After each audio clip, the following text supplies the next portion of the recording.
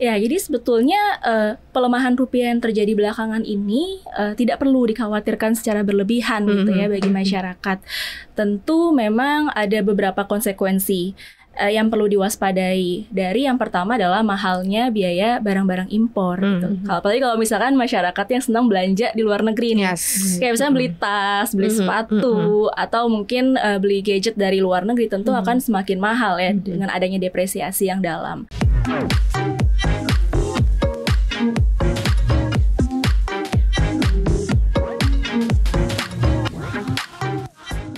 Hai Sobat Cuan, apa kabar? Selamat datang di podcast Cuap-Cuap Cuan. Semoga Sobat Cuan selalu dalam kondisi yang bersemangat pastinya ya. Ketemu lagi kita di Koneksi Konten Ekonomi Seksi. Wow, pas lah ya seksi soalnya cewek-cewek. Iya, Semua cewek-cewek. bertiga di sini di Koneksi ya. Ketemu lagi bareng Maria Katarina di sini, nggak sendirian karena aku bareng dengan Mbak DJ sudah ada di sini. Yang pasti bakal nemenin aku. Dan selain kita berdua nih Mbak DJ dan juga Maria, spesial juga ada tamu dari LPM FEB UI nih. Yang pasti harus memberikan insight full ya terkait topik kita hari ini. Ada Manauli. Manauli, apa kabar? Halo. Sehat? Alhamdulillah sehat. Alhamdulillah sehat. Thank you ya udah nyempetin waktu buat main-main ke studio Cuap-Cuap Cuan. Terima kasih. Karena namanya Cuap-Cuap Cuan, kita harus selalu kasih insight soal seputar cuan ya. Walaupun Sobat Cuan tahu nggak sih atau merasa atau tidak bahwa memang rupiah kita ini sudah lumayan bergejolak. Iya. Artinya adalah tidak berturut-turut mengalami pelemahan. Dia kadang juga ada penguatannya juga gitu ya. Tetapi kalau aku nggak salah, setelah kita masuk libur panjang Lebaran tuh sampai sekarang kayaknya belum terlalu extremely menguat. Artinya masih berada di Betul. kisaran 16 ribuan gitu. Mungkin agak turun-turun tipis di bawah 15.99 sekian atau berapa lah gitu. Tapi maksudnya belum sempat menguat lagi gitu ke level-level awal tahun mungkin ya Sobat Cuan. Ini kalau bisa dikasih stempel nih rupiah kita lagi kenapa gitu. Lagi kenapa rupiah kita, Mbak Nauli? Iya, jadi mungkin aku pengen cerita ya kenapa rupiah itu terdepresiasi dalam sekitar 1 bulan terakhir. Ya karena memang keputusan The Fed untuk mempertahankan suku bunga. Karena perekonomian di Amerika itu sedang baik ya. Rilis data PDB mereka ternyata meningkat, kemudian tingkat pengangguran juga turun, tapi inflasinya masih di atas target 2%. Yes. Nah, itulah yang menyebabkan The Fed ya tidak memangkas suku bunga kebijakannya gitu.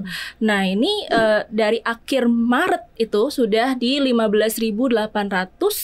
Kemudian diperparah dari adanya tensi yang terjadi di Timur Tengah. Konflik geopolitik yang terjadi di Timur Tengah itu semakin parah setelah serangan Iran ke Israel di sekitar pertengahan April ya. Sehingga rupiah terdepresiasi dalam ya di kisaran 16.200. Terakhir kapan sih kita penguatannya yang paling menguat tuh sebelum kemudian akhirnya ada depresiasi terus ke 15.7, 15.8, 15.9 tuh terakhir kapan ya? Itu sekitar pertengahan jauh sebelum konflik Iran-Israel. Jauh ya? Palestina-Israel itu. Oh oke. 15.500. Oh itu lama banget dong ya? Iya, nah berarti karena sebenarnya. setelah itu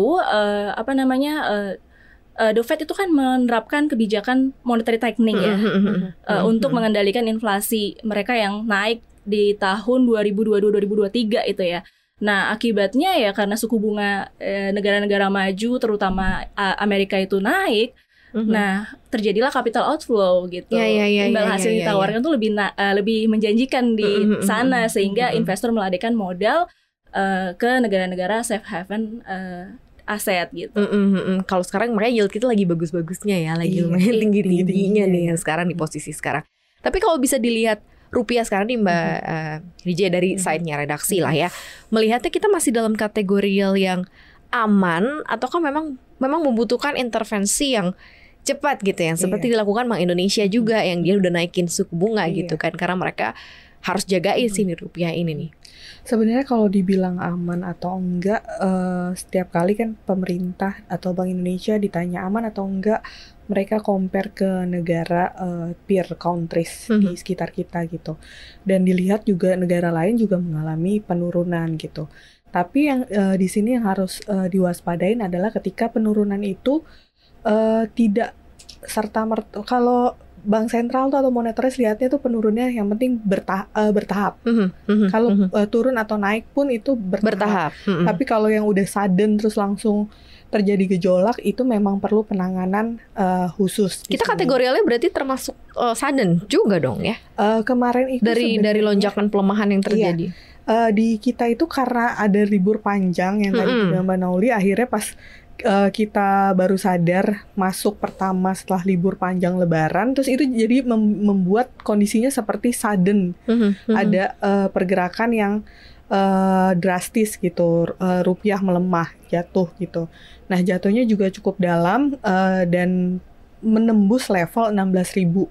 Nah ketika menembus level 16.000 ini kita jadi teringat tahun sebelumnya ketika rupiah juga hampir menembus level 16.000, kemudian Bank Indonesia intervensi dan mereka menaikkan suku bunga gitu.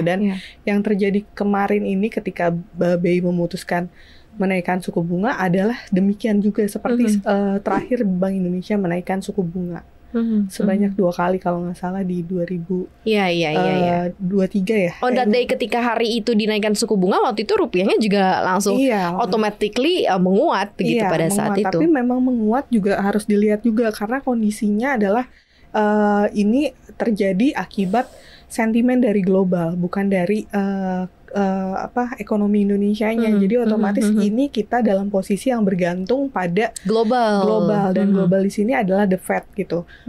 Ketika The Fed bilang kalau mereka tidak akan menurunkan suku bunga dalam waktu dekat, itu membuat pasar langsung mengambil posisi nih. Di sinilah mengapa kita lihat juga banyak outflow gitu. Karena di sini The Fed juga memberikan sinyal kalau dia belum menurunkan suku bunganya dalam waktu dekat. Nah, terakhir rapat The Fed yang bulan kemarin itu memberikan sinyal baru lagi di mana kata-katanya Jerome Powell cukup kuat juga nih.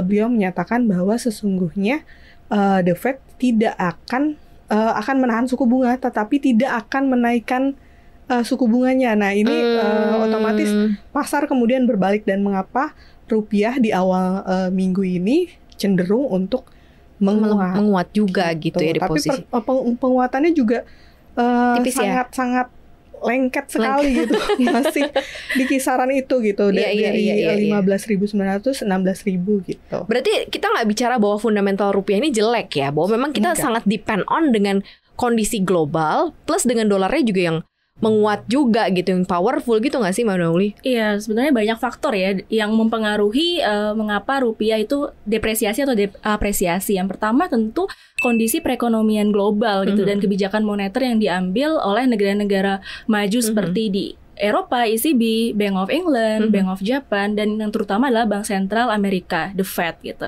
Nah, kalau misalkan pada saat kemarin ya era suku bunga tinggi, high for longer, Bank Sentral Amerika, The Fed itu naikin kan suku bunganya ya, mengetatkan kebijakan moneternya sehingga itu menarik investor untuk menanamkan modal ke sana gitu, US Treasury, karena yieldnya yang lebih atraktif gitu. Nah, inilah yang memicu pelemahan rupiah.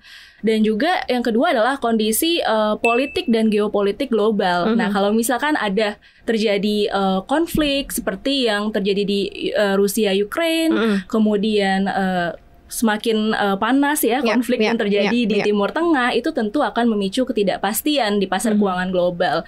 Kalau dari sisi domestik ya, tentu dinamika perdagangan. Kalau misalkan kita mengalami surplus perdagangan, itu tentu akan memicu penguatan rupiah. Sebaliknya kalau kita mengalami defisit perdagangan secara persisten, itu akan melemahkan rupiah. Dan yang kedua adalah statement yang diambil oleh Bank Indonesia ya terkait kebijakan moneter. Jadi kalau misalkan Bank Indonesia menaikkan suku bunganya seperti yang baru ini terjadi, tentu itu akan membantu memperkuat rupiah gitu dan sebaliknya. Dan tentu yang terakhir adalah kondisi perekonomian, inflasi, kemudian stabilitas politik di negara kita. Jadi seperti kalau misalkan terjadi pasca pemilu itu ya, itu kan agak memicu ketidakpastian. Tapi sejauh mana sih kondisi ini akan cukup berlangsung lama nih kalau yang dari Mbak Nauli lihat? Karena kan mungkin sebagian besar dari kita atau mungkin Bapak Ibu kita kan pernah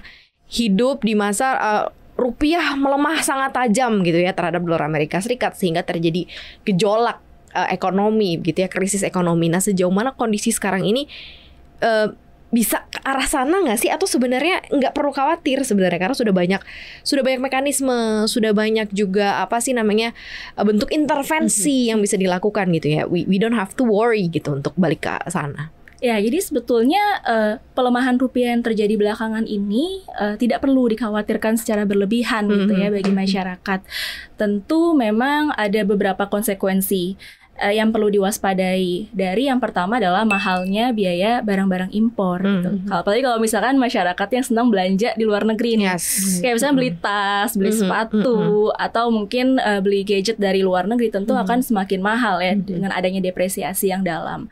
Kemudian kalau misalkan kita lihat dari sisi industri ya, pelaku bisnis baik itu industri maupun UMKM itu kan biasanya mereka melakukan impor bahan baku. Nah, perlu diketahui memang impor Indonesia itu kalau dilihat secara total lebih dari 90% itu merupakan barang baku dan barang modal yang digunakan untuk proses produksi.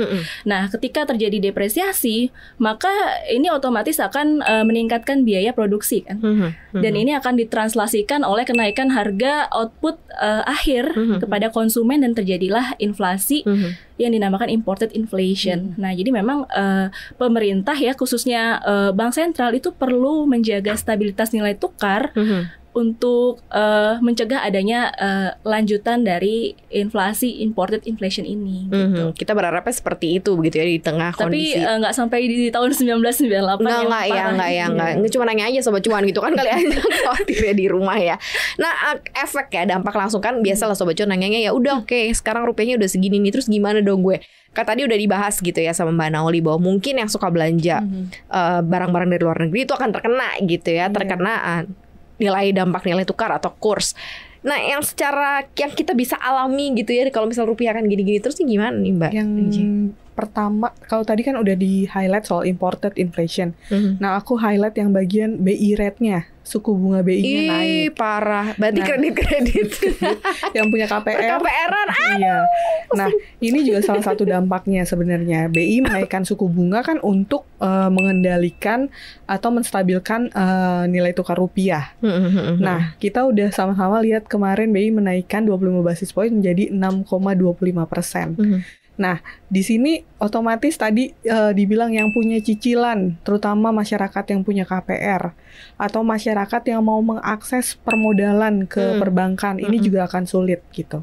Nah, ini yang harus juga diantisipasi pemerintah, karena ketika peredaran kredit ini, distribusi kreditnya juga terganggu, otomatis pengaruhnya ke pertumbuhan ekonomi gitu. Aktivitas ekonominya di masyarakat tersendat karena masyarakat tadi tidak bisa mengambil modal dari perbankan karena terlalu tinggi bunganya gitu. Walaupun Bank Indonesia berulang kali juga menyampaikan kalau transmisinya ke suku bunga tuh memerlukan waktu 6 bulan 6-8 bulan. Tapi kan tetap saja ini ada kenaikan mungkin di akhir tahun gitu. Dan untuk masyarakat sendiri ya siap-siap kalau KPR naik, tadi kebutuhan sehari-hari sudah naik, terutama yang ada bahan bakunya impor.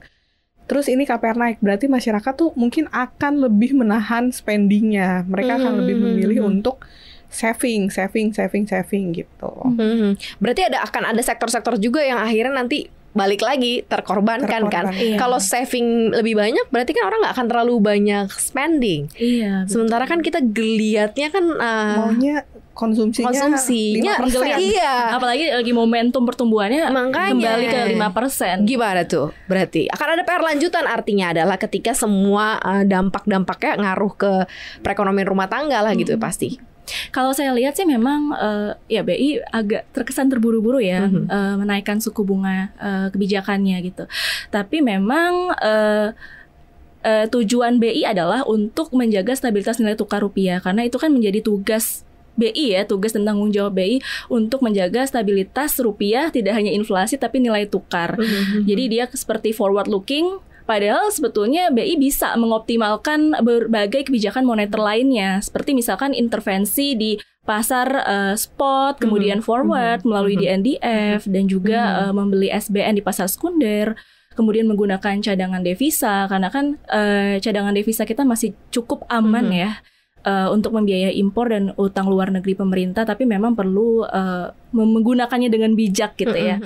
Kemudian BI juga bisa menerbitkan berbagai sekuritas Bank Indonesia baik dalam rupiah maupun valuta asing, dan yang terakhir itu adalah menaikkan suku bunga karena kan banyak konsekuensinya seperti yang tadi disampaikan oleh Mbak DJ. Tapi memang saya lihat mungkin BI menaikkan suku bunga karena merasa real yield spread, perbedaan imbal hasil antara obligasi Indonesia, pemerintah Indonesia dengan US Treasury itu sudah semakin menipis. Sudah di bawah 2% gitu. Nah, jadi BI ingin menjaga perbedaan imbal hasil itu agar tetap menarik bagi investor.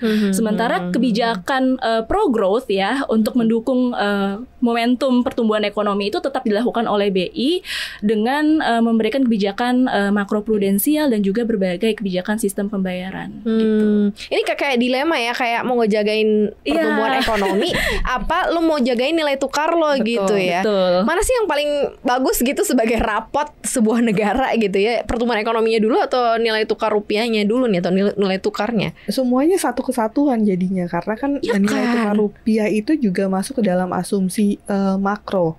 Nah, kita juga nggak bisa nih ngebiarin nilai tukar rupiah kita terus terdepresiasi, karena mungkin menguntungkan buat yang ekspor ya, tapi bagi yang impor atau kita juga, karena negara kita kan masih negara yang masih membutuhkan bahan baku dari luar gitu. Nah, ini akan merepotkan karena ketika industri pengolahannya tumbuh tetapi bahan bakunya masih impor dari luar, ini kan membutuhkan juga dukungan nilai tukar yang stabil gitu. Kasihan juga kalau pengusaha di dalam negerinya kesulitan untuk membeli bahan baku dari luar karena nilai tukarnya yang naik turun gitu. Itu juga menyulitkan. Terus mereka juga harus membeli dolar, memiliki kecukupan dolar, sementara dolarnya terus berfluktuatif. Mereka kan otomatis spendingnya lebih besar lagi, dan ini justru merugikan gitu. Nanti akan berbalik lagi ke pertumbuhan ekonomi balik lagi satu kesatuan ya. Gitu. Kita sih berharap semuanya bisa stabil-stabil gitu ya, kondisinya kondusif gitu ya. Cuman kalau kita lihat dari short, medium sama longnya tuh artinya sampai akhir tahun ya, yang Mbak Nauli lihat akan seperti apa sih fluktuasi rupiah ini, mungkin dengan berbagai macam agenda global plus juga dengan beberapa tensi, ketegangan dan powernya Indonesia sendiri gitu loh. Kalau saya lihat sih ya, sebetulnya rupiah udah terapresiasi dari awal Mei ini ya, sejak keputusan The Fed di tanggal 2 pada saat mereka rapat Dewan Gubernurnya itu untuk menahan suku bunga dan memutuskan untuk tidak akan menaikkan suku bunganya lagi gitu. Jadi itu memberikan sinyal kepastian di pasar sehingga cukup menguatkan rupiah, tapi hanya sementara gitu. Rupiah udah mulai naik lagi di kisaran 16.000. Tapi memang rupiah agak lumayan sulit ya untuk kembali ke level 15.800 gitu. Kalau dari sisi global ya, selain keputusan The Fed, kita lihat juga konflik di Timur Tengah itu udah mulai cukup dingin ya. Sekarang ini, jadi tidak terlalu ada tekanan dari sisi geopolitik, tapi mungkin tekanan-tekanan lain itu akan terus ada di akhir tahun, terutama menjelang pemilu Amerika Serikat yang terjadi di November. Kemudian juga misalkan kalau tiba-tiba inflasi Amerika sudah turun di bawah target 2%-nya. Dan The Fed itu memangkas suku bunga kebijakannya. Nah, itu diproyeksikan kan mulai di September tahun ini gitu. Nah, apabila The Fed memangkas suku bunga kebijakannya itu lebih cepat, maka itu akan menguatkan rupiah gitu. Kita lihat ya, masih cukup banyak agenda secara global gitu ya, dan mungkin fluktuasinya masih akan terjadi. Bersiap-siap aja ya Sobat Cuan ya, jangan terlalu jor-joran ya di kondisi saat ini ya. Mudah-mudahan tetap semangat dan supaya dapat pencerahan sekaligus juga melegakan gitu ya. Tadi beberapa statement dari Mbak DJ dan juga Mbak Nauli. Thank you so much ya Mbak DJ, Mbak Nauli udah main-main ke sini. Terima kasih, jangan bosan ya main ke Cuap-Cuap Cuan pastinya ya. Terima kasih Sobat Cuan udah dengerin Koneksi hari ini. Jangan lupa dengerin konten podcast kita lainnya, ada di aplikasi Google Podcast, Spotify, Anchor, dan juga Apple Podcast. Follow akun Instagram kita di @cuap_cuan dan subscribe YouTube channel kita di Cuap-Cuap Cuan. Terima kasih ya Sobat Cuan udah dengerin kita. Maria pamit, Nauli pamit, DJ pamit. Bye.